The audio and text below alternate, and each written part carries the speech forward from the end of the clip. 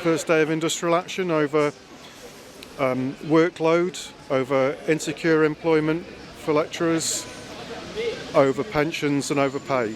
So those are the things that we're campaigning about today. Staff have had a very serious degradation of their working conditions, the security of their employment. There's a significant gap between the genders over pay, and our pension is having a massive hit. So calculation is that an average lecturer will lose £240,000 on their retirement as a consequence of the reforms to pension. So there's a legal right to strike, and as part of that right, the employer cannot ask us beforehand.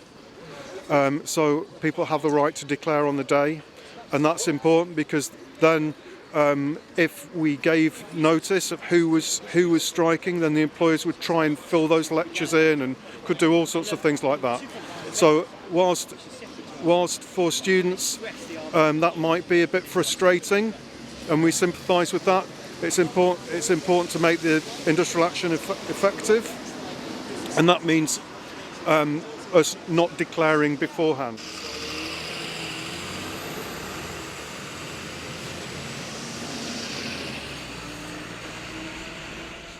My name is Charlotte Bolton, and I'm here because I'm supporting the lecturer strikes.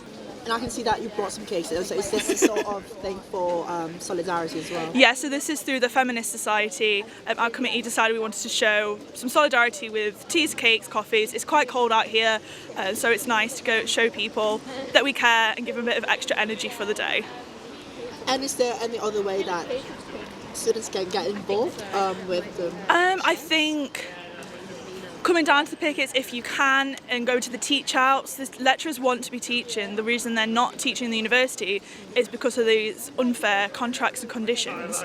So I think go along, support, bring some teas and cakes down, just come and say hi to your lecturers, and just be really supportive. I talked to my students on my last lecture before the strike, and they seemed very concerned, understandably, and I think rather underinformed. I don't feel like they had been communicated what the strike entailed from either side, which was unfortunate. But hopefully I was able to clear that up a little bit. But students seem to have questions like, what's going to happen to my exam if my lecture is cancelled, right? Simple things like that, without like partisanship. And actually I think there's something that we need to get across there that, PEC forms and like accommodation exams, all of this stuff, simple stuff that can keep everybody de-stressed maybe. I really feel for the students who are coming in like 20 miles, not knowing whether there's going to be a lecture on. That's really bad, and it's very unfortunate that it's got to that stage. But yeah, hopefully, if you guys write to the Vice-Chancellor and ask what he's doing to address this, maybe we can come to a reasonable agreement.